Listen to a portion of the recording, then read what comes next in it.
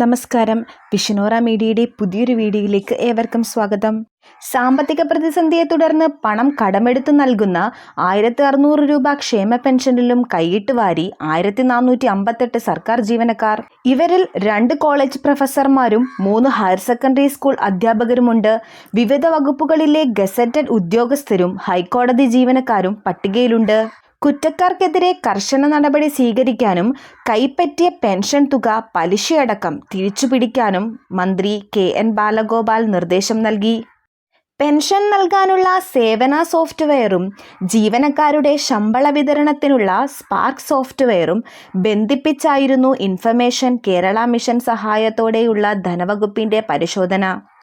2 സോഫ്റ്റ്വെയറിലും ഒരേ ആധാർ നമ്പർ കണ്ടെത്തുകയും അവർ ഒരേ ആളുകളാണെന്ന് സ്ഥിരീകരിക്കുകയും ചെയ്തു. ലക്ഷക്കണക്കിന് രൂപയും 10,000-കണക്കിന് രൂപയും മാസശമ്പളം വാങ്ങുന്നവർ ഓരോ വർഷവും മസ്റ്ററിംഗ് നടത്തി ക്ഷേമ പെൻഷൻ വാങ്ങുന്നുവെന്നത് ധനവകുപ്പിനെ പോലും ഞെട്ടിച്ചു. 60 ലക്ഷത്തോളം പേർക്കാണ് സർക്കാർ ക്ഷേമ പെൻഷൻ നൽകുന്നത്.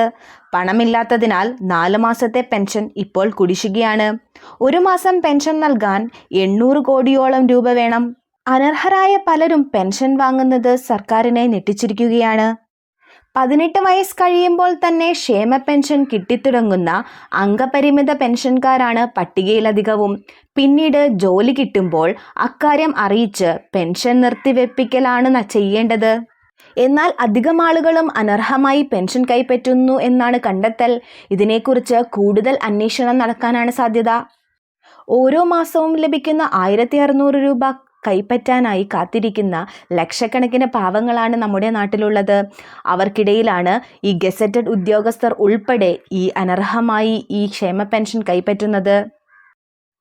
ഇൻഫോർമേറ്റീവായ വീഡിയോകൾക്കായി മറക്കാതെ ചാനൽ സബ്സ്ക്രൈബ് ചെയ്യുക.